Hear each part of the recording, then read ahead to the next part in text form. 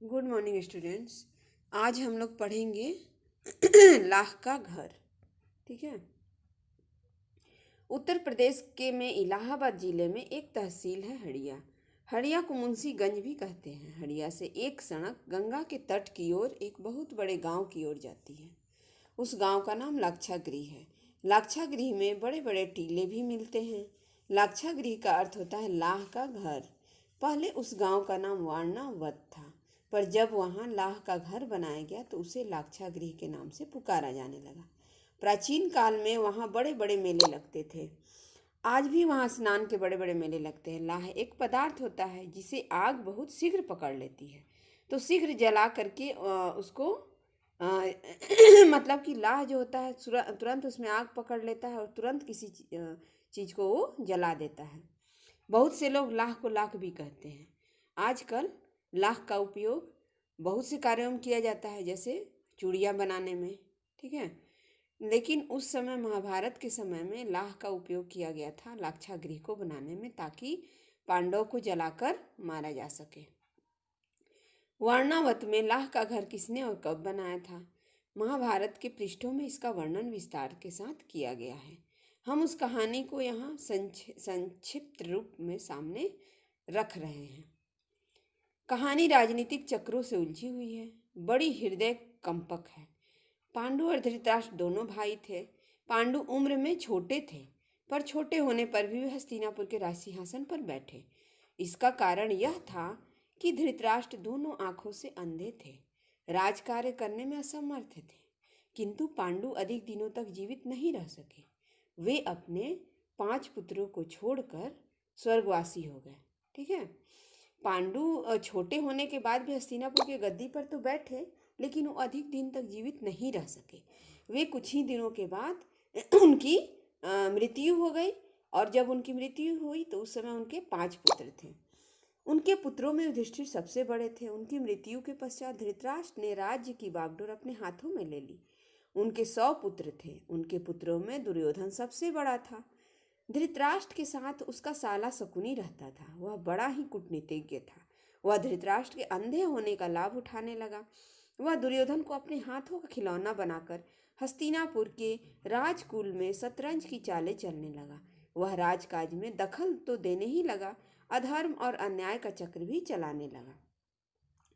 ठीक है बच्चों, तो जैसे कि जब पांडु की मृत्यु हो जाती है तो उनकी मृत्यु होने के बाद हस्तिनापुर की राजगद्दी पर धृतराष्ट्र को बैठाया जाता है। ठीक है।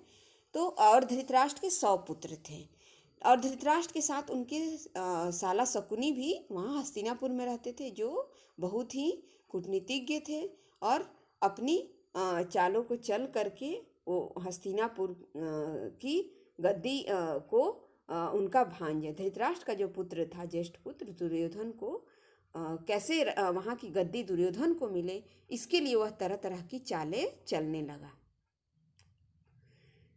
धृतराष्ट्र मंत्रियों शकुनी और दुर्योधन की सहायता से शासन का कार्य चलाया करते थे। उनके सामने सबसे बड़ी कठिनाई तो उस समय आई जब उसके मन में युवराज के पद को भरने का विचार उत्पन्न हुआ। वे किसे युवराज बनाए, यह प्रश्न उनके सामने विकट रूप में खड़ा हुआ। राजकुमारों में 2 ही व्यक्ति ऐसे थे जिनमें से किसी एक को युवराज बनाया जा सकता था। उन दोनों व्यक्तियों में एक नाम युधिष्ठिर और दूसरे का नाम दुर्योधन था। नियमानुसार युधिष्ठिर को ही युवराज बनाया जाना चाहिए था। वे सबसे अधिक योग्य तो थे ही, उम्र में भी सबसे बड़े थे। ठीक है। जब दोनों मतलब कौरव और पांडव, कौरव जैसे धृतराष्ट्र के पुत्र और पांडव पांडु के पुत्र, दोनों जब बड़े हुए तो ये दुर्योधन के धृतराष्ट्र के मन में अब ये विचार उत्पन्न हुआ कि किसे राजकुमार युवराज की गद्दी प्रदान की जाए।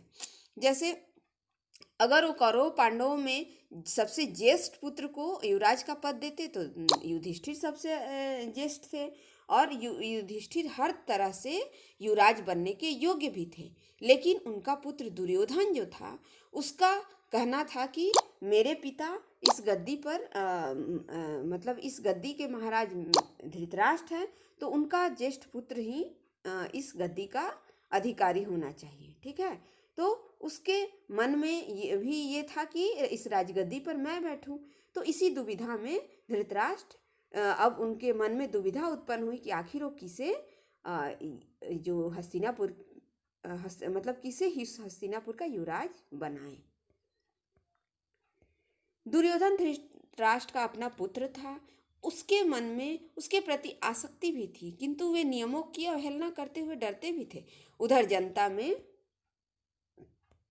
जनता में युधिष्ठिर का प्रभाव था। धृतराष्ट्र मन ही मन सोचते थे, यदि उन्होंने मोहवश दुर्योधन को युवराज बनाया तो उसका परिणाम अच्छा नहीं होगा, जनता में उसकी निंदा होगी। अंत में धृतराष्ट्र ने युधिष्ठिर को ही युवराज बनाने का विचार किया।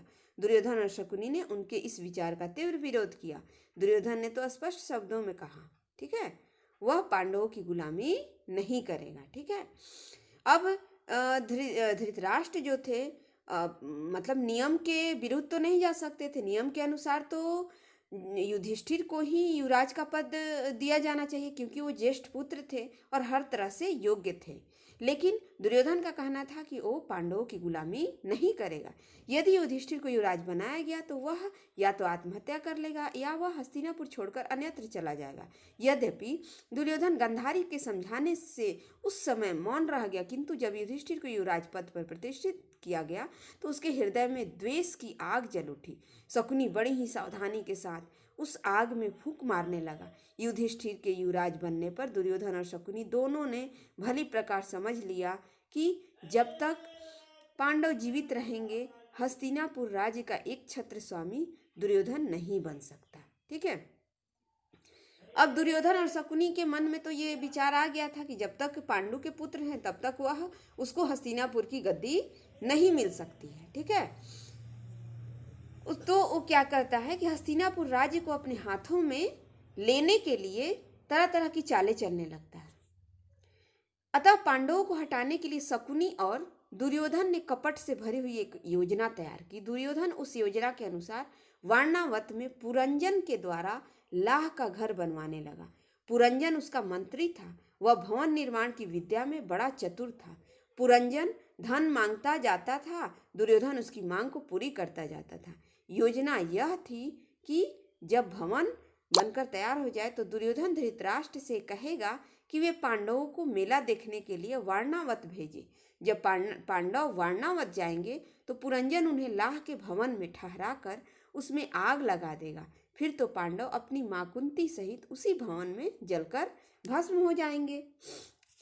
मतलब यह उन लोगों ने ये योजना बनाई कि जो लाह का घर बनाया जा रहा है पुरंजन के द्वारा, उस लाह के घर में पांडव और उनकी माता कुंती सहित उनको जलाकर भस्म कर दिया जाए, ताकि हस्तिनापुर की गद्दी पर दुर्योधन का एक छत्र अधिकार हो जाए। लाह के भवन का निर्माण और उसमें ठहराकर पांडवों को जलाकर मार डालने की योजना बहुत गुप्त रखी गई थी। दुर्योधन और शकुनी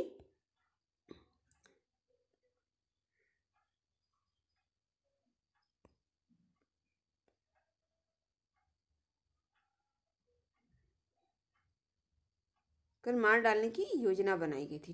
ठीक है, लेकिन यह जो योजना थी बहुत ही गुप्त रखी गई थी। ठीक है, मतलब इस योजना के बारे में किसी को भी बताया नहीं गया था कि ऐसी उनकी योजना है। ठीक है, विदुर समीप के वन के मध्य जैसे कि इस योजना के बारे में किसको, विदुर को पता था। ठीक है, एक चौथा व्यक्ति इस योजना के बारे में जानता था, जिसका नाम क्या था, विदुर। विदुर भगवान के बहुत बड़े भक्त थे। भक्त तो थे ही, पांडवों के बड़े हितैषी भी थे।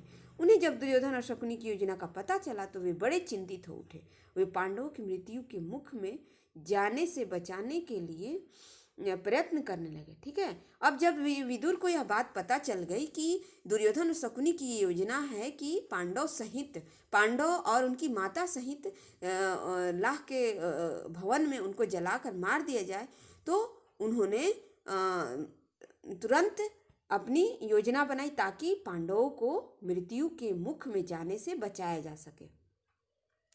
विदुर समीप के वन के मध्य भाग से लेकर लाह के घर के बड़े कमरे तक सुरंग बनाने लगे। जिस प्रकार दुर्योधन ने पांडवों को मार डालने की अपनी योजना गुप्त रखी थी, उसी प्रकार विदुर ने भी अपनी योजना गुप्त रखी थी। ठीक है, विदुर को ये जब पता चल गया तो क्या करते हैं कि उनको पांडवों को बचाने के लिए जो लाक्षागृह बनाया गया था उसके समीप जो वन था, तो लाक्षागृह के कमरे के अंदर से उन्होंने एक ऐसा सुरंग बनाया जो कि जिस सुरंग से होकर पांडव वन में जाकर निकल सकते थे, ठीक है, और वे अपनी जान बचा सकते थे। फलतः लाह के घर के साथ ही साथ विदुर की सुरंग भी तैयार हो गई। धृतराष्ट्र की आज्ञा अनुसार पांडव अपनी मां कुंती के साथ जब वारणावत जाने लगे तो विदुर ने युधिष्ठिर पर दुर्योधन की योजना के साथ ही अपनी योजना भी प्रकट कर दी। विदुर ने युधिष्ठिर को सावधान भी कर दिया था कि जब तक वे सुरंग के द्वारा लाह के घर से बाहर न निकल जाए तब तक वे किसी पर भी इस भेद को प्रकट नहीं करेंगे, ठीक है। परिणामतः पांडव जब अपनी मां कुंती के साथ वारणावत पहुंचे तो पुरंजन ने उनका स्वागत करके उन्हें लाह के भवन में ठहरा दिया, ठीक है। तो जब जो युधिष्ठिर और उनके भाई मतलब पांडुपुत्र और कुंती जब हस्तिनापुर से वारणावत की ओर जाने लगे तो उसी समय विदुर ने युधिष्ठिर को ये बात बता दी, ठीक है, कि यह दुर्योधन की इस तरह की योजना है, और उन्होंने अपने द्वारा बनवाए गए उस सुरंग के बारे में भी बता दिया और कहा कि जब तक वो बाहर वहाँ से न निकल जाए तब तक इस योजना के बारे, इस भेद के बारे में किसी को न बताए। उसके बाद जब वो वारणावत पांडव पहुँचते हैं तो पुरंजन जो है उन्हें लाह के घर में ठहरा देता है। संयोग की बात, सूर्यास्त होने के बाद न जाने कहाँ से एक वृद्धा अपने 5 पुत्रों के साथ वहां आ गई और लाह के भवन के बरामदे में ठहर गई। उस दिन रात में पुरंजन भी भवन के बाहरी कमरे में सो गया था। अर्धरात्रि का समय था। युधिष्ठिर अपने भाइयों और अपनी माता को जगाकर लाह के बड़े कमरे में ले गए। उन्होंने विदुर के दिए हुए नक्शे के अनुसार उस जगह के पत्थर को हटाया जहां से सुरंग बनी थी। युधिष्ठिर ने अपने भाइयों और अपनी मां को सुरंग में उतार दिया। उन्होंने उन पर सब कुछ प्रकट भी कर दिया। वे स्वयं लाह के घर में आग लगाकर सुरंग में उतर गए, ठीक है।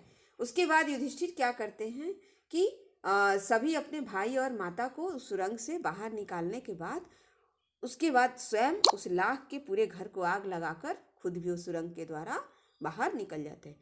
इस प्रकार पांडव अपनी मां कुंती सहित सुरंग के द्वारा लाह के भवन से निकल गए और वन में जा पहुंचे। पुरंजन और अपने 5 पुत्रों सहित वृद्धा लाह के भवन के साथ ही साथ जलकर भस्म हो गए।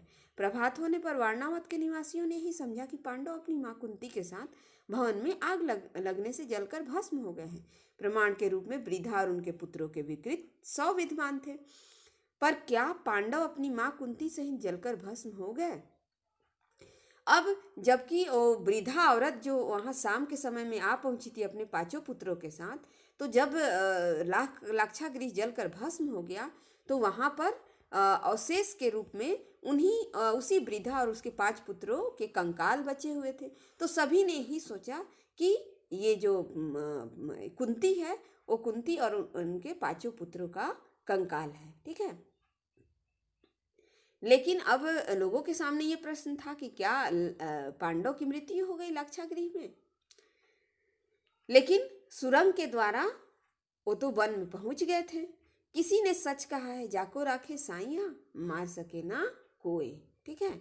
इस तरह से विदुर के द्वारा बनवाए गए सुरंग के द्वारा वो 5 पांडव जो हैं वो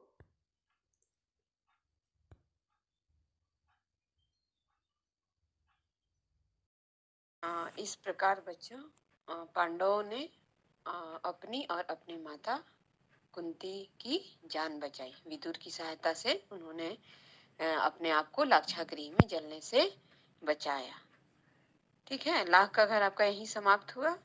अब हमारा आगे का चैप्टर है पांडवों की रक्षा, जिसको हम लोग अगले वीडियो में पढ़ेंगे।